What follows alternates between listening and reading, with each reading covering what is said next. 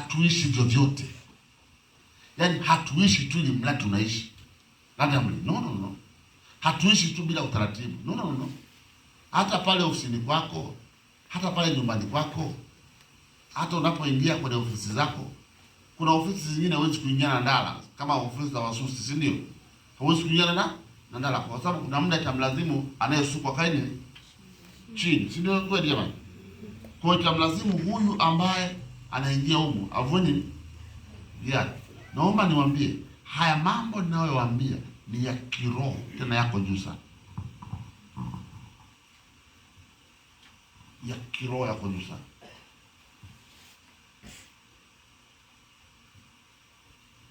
Maana yake watu ambao wataishi bila utaratibu hawatakuwa na masikilizano. Hawatakuwa nini? Hasa kama hauna masikilizano, waendaje kuomba kwa Mungu na utapokea?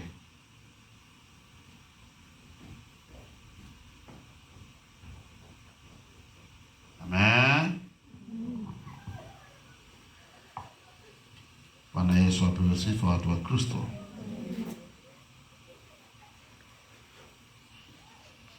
Kitabu cha Yakobo 2:14 hadi 26 tunamalizia. Nasoma hapo. Ndugu zangu,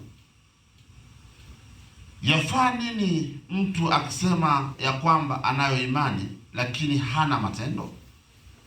Je, ile imani yaweza kumwokoa? Ikiwa ndugu mwanaume au ndugu mwanamke yu uchi na kupungukiwa na riziki, na mtu wa kwenu akamwambia, enenda zenu kwa amani ukaote moto na kushiba, lakini asiwepo mhitaji asiwape mahitaji ya mwili, yafaa nini? Vivyo hiyo na imani isipokuwa ina matendo imekufa nafsini mwake.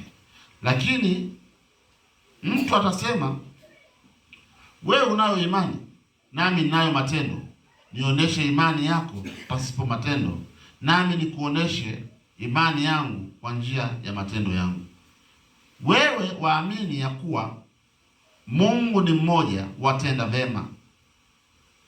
Mashetani nao waamini na kutemeka. Lakini wataka kujua, wewe mwanadamu usiye na kitu, kwamba imani pasipo matendo, je, baba yetu Ibrahimu hakuhesabiwa kuwa na haki kwa matendo? Na hapo alipomtoa Isaka mwanaye juu ya madhabahu, wao waona kwamba imani ilitenda kazi pamoja na nini? Na matendo yake, na ya kwamba imani ile ikakamilishwa kwa njia ya matendo yale. Maandiko yale yakatimizwa yalionenwa, Ibrahimu alimwamini Mungu akihesabiwa kwake kuwa ni haki, naye aliitwa rafiki wa Mungu. Rafiki nani? Mwaona kwamba mwanadamu huhesabiwa kuwa na haki kwa matendo na si kwa imani peke yake.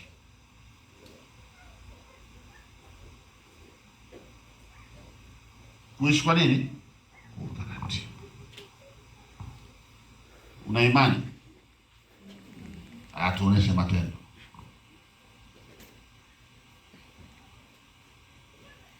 Una imani, tuoneshe nini?